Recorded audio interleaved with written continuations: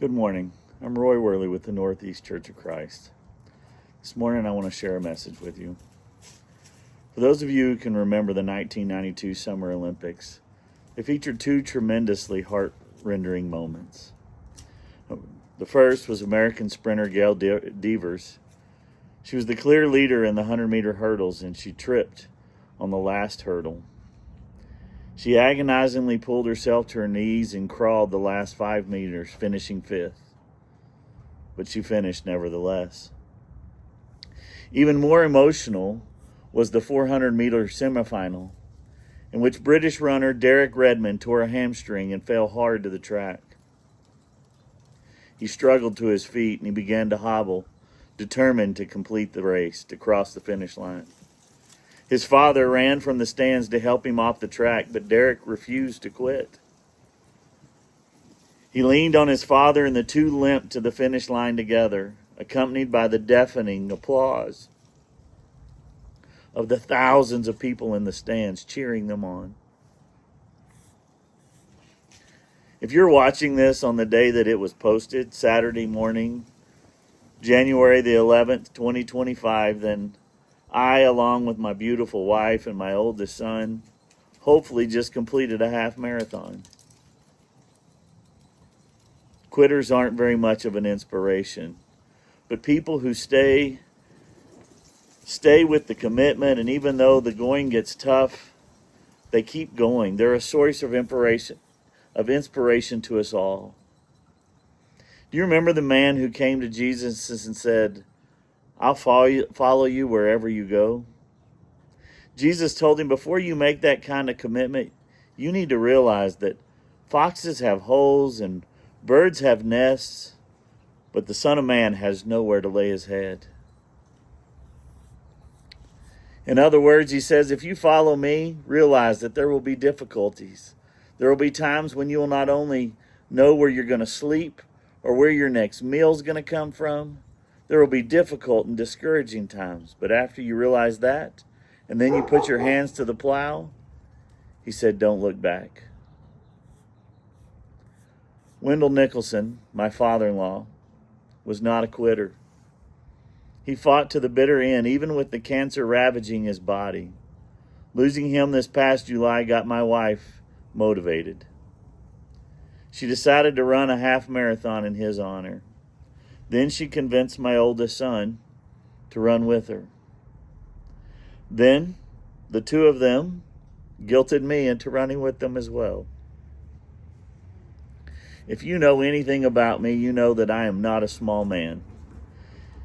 In September, when she decided to run this race, I weighed over 265 pounds. And at 51 years old, fat and out of shape, I rarely ever took more than 2,000 steps a day, much less ran any kind of distance whatsoever. I committed to run the race, and we started the 20-week training program. The longest I have ever run in my life before that time was 3 miles, ever in 51 years. And I will confess to you that throughout the training and trying to get in shape, it's been extremely hard. So many times, the idea of running 13.1 miles seemed impossible. But when I get discouraged, I remember I'm running to honor Papa, the man who always encouraged others, who never quit and kept training. And I kept training. Lord willing, by the time that you're watching this, Donna and Austin and I will have completed the race, and hopefully we'll still be able to move.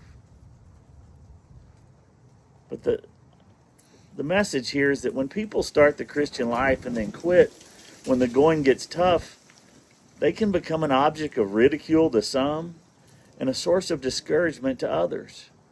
That's the reason that we see in Hebrews chapter 12, verses 1 through 3, that message is so important. As some of you know, the Apostle Paul often compared Christian life to athletic events. And in doing so in this passage, listen as I read it. Therefore, since we are surrounded by such a great cloud of witnesses, let us throw off everything that hinders and the sin that so easily entangles, and let us run with perseverance the race marked out for us. Let us fix our eyes on Jesus, the author and perfecter of our faith, who for the joy set before him endured the cross, scorning its shame, and sat down at the right hand of the throne of God.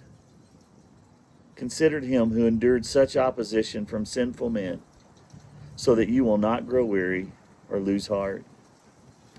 Now in this passage, Paul's not comparing the Christian life to a sprint, but to a marathon. In a sprint, you run as fast as you can for a short distance, and speed is a critical factor. But in a marathon, endurance is the critical factor. And the concern is that over the long run, the runner will not grow weary and lose heart. The Apostle Paul was faithful. In his last letter to Timothy, he wrote, "I finished the race, I've kept the faith. Now there is in store for me the crown of righteousness, which the Lord, the righteous judge, will award to me on that day. And not only to me, but also to all those who have longed for his appearing." 2 Timothy 4:7-8. Finishing the race is critically important to all of us who would be believers and followers of Jesus. And I believe that Hebrews chapter 12, verses 1-3 contains 3 pieces of advice that will help each of us faithfully run that race before us. The first piece of advice is to remember that you're surrounded by such a great cloud of witnesses that you can be inspired by those who've gone before. Notice that chapter 12 begins with that word, therefore. That connects to the previous chapter in chapter 11, where we see this long list. For instance, you see in verse 7, he mentions Noah. I'll tell you, patience is not one of my finer virtues. But I can hear Noah whispering in my ear, How long do you say you've been waiting? It took me 100 years to build the ark, and it was never easy. I tried to warn people, but no one would listen. Yet I kept on building. And when the floods came, the ark was the vehicle of my salvation. You need to keep on keeping on too. We see in verse 8 Abraham, who was called from his home where he had grown up to a place he had no idea, just wherever God was going to lead him. Abraham, who in his old age was told that his wife Sarah would bear a son. Abraham, who was told to take that precious son and offer him as a sacrifice. It wasn't easy, but Abraham passed every test. So when we become discouraged, here's Abraham whispering in our ear, listen, if you obey God, the world's going to think you're crazy because God's ways not their ways. But listen carefully and be true to his will. Then in verse 22, we see the story of Joseph. Joseph sold into slavery by his brothers. In Egypt, he was accused of crimes he didn't commit and thrown into prison. He's about as low as a person can get. Yet he remained faithful to God. Then everything changed, and suddenly he's powerful. He's the prime minister of Egypt. He's in control of the money, the grain, food, and people. And yet when he's at the top, he's still faithful to God. So listen to Joseph when he says, look, it doesn't take much to be faithful when things are going your way. But when you're at the bottom and everything seems to be falling apart, make sure you're still faithful. The list in chapter 11 goes on. There's Moses and Samson and Samuel and David. There's a great cloud of witnesses cheering us on. They whisper in our ears when we become discouraged, saying, don't lose heart. Don't give up. Don't quit, whatever you do. And when I get discouraged, it's great to think of those great saints from Scripture, but I also love to think of those who've gone before us that inspire me. Obviously, Wendell is one of those people. Papa battled cancer multiple times in his life, first being diagnosed with lymphoma and given only 6 months to live, to going through all of the treatments and trial drugs that cured him of lymphoma. That's why we run for the Lymphoma and Leukemia Society. It gave us 40 more years with him on this earth. But then the prostate cancer came, and it ultimately spread throughout his body and took him this past year. He was a great Christ-like man. The greatest Christ-like man I've ever known. He fought the good fight. He threw off all the sin that so easily entangles. He kept his eyes fixed on Jesus, and he completed the race. I think of my mother. Roy Worley she was a joy. She was without a doubt the most Christ-like woman I've ever known. She endured whatever Satan threw at her, whatever the world threw at her, and she kept running with endurance. She kept her eyes fixed on the cross. I think of great people from the congregation at Northeast that we've lost just in the last couple of years. Jim and Sally Stout and Nolan Craig, Ken Downs. Just this last week we had Goldie Wilkerson's memorial service. So when I'm discouraged, I hear those voices. If we can do it, then you can do it too. Be inspired by those that have gone before you and realize that at the same time, there's other people watching you. You're going to be their inspiration. You're going to be their example. You're going to be their guide. The second piece of advice from the writer in Hebrews is to prepare for the struggles that you're going to face. That there's going to be struggles. He said, let us throw off everything that hinders and the sin that so easily entangles, and let us run with perseverance the race marked out for us. In training for this half marathon, we've been told that there are two critical times in a race. The first one's at the beginning, when you feel fresh and you feel so good, and the temptations to run and run hard, and you run too fast too soon.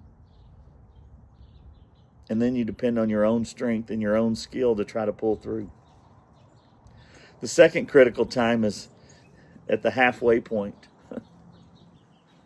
When you suddenly realize that you still have just as far to go as you've just run. And your strength's giving out. Runners call it hitting the wall. You come to the end of your endurance and you're not sure that you can put one foot in front of the other. To keep that from happening in your life, remember this promise from Proverbs chapter 3, verses 5 and 6. Trust in the Lord with all your heart, and lean not on your own understanding. In all your ways acknowledge him, and he shall direct your paths. If you'll trust him, he will be the source of all you need to finish the race. The final piece of advice is to fix your eyes on Jesus. Listen again to a part of verses 2 and 3. Let us fix our eyes on Jesus, the author and perfecter of our faith. Consider him so that you will not grow weary and lose heart. Jesus was opposed. Jesus was persecuted. And yet he stayed the course. He ran the race. He paid the price for our sins. Every Christian needs to hear this because it's so easy to quit. It's so easy to say, I just don't have it. I just can't do this anymore. But the writer of Hebrews says to fix our eyes on Jesus, the author and perfecter of our faith. So run the race with patience. Don't lose heart. Don't become discouraged. Don't quit. Keep running the race. If you would like more information, or if you'd like to participate in our Bible studies and worship services, we would love to have you come join us at the Northeast Church of Christ in Albuquerque, New Mexico.